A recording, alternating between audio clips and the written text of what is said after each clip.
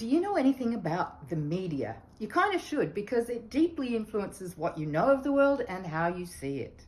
If you doubt the truth of that, watch or read something from a different outlet to your usual and note how quickly you realize you're in some kind of alternate universe.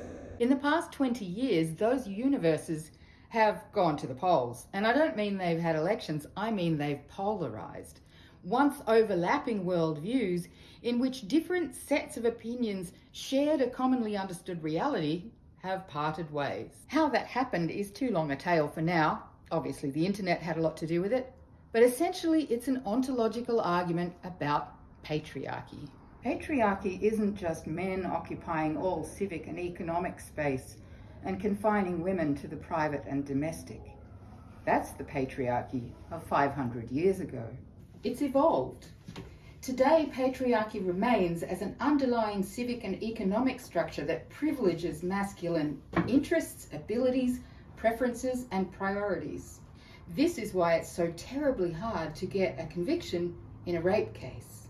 It's also why the developed world elevates competition, a universal impulse, but a male reproductive essential, over the equivalent and diametrically opposed female reproductive essential, communal cooperation. And that, the elevation of competition over cooperation, is why stockbrokers get paid more than childcare workers, developed nations oppress tribal societies, and we can't stop the global economy from destroying the climate. Patriarchy is much less common in tribal societies.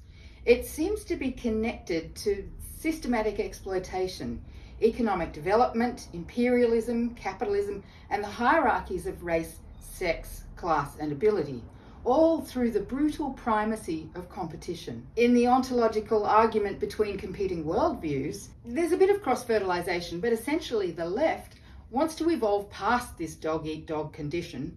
The right wants to preserve it. So, back to the media. Media companies increasingly derive their income solely from one universe or the other, left or right. And one of those worldviews is less tethered to that agreed reality shared along the middle of the spectrum in places like the courts. Fox Corp head Rupert Murdoch finds his business model sweeping him into ever larger lies and lawsuits. After Fox's calculated amplification of Trump's big lie, defamation claims going ahead against Fox now total $4.3 billion. That's about a quarter of the entire corporation's worth. "We report the news," said Murdoch in a deposition in the Dominion voting systems case. The President of the United States was making wild claims, but that is news. It is indeed, Mr. Murdoch.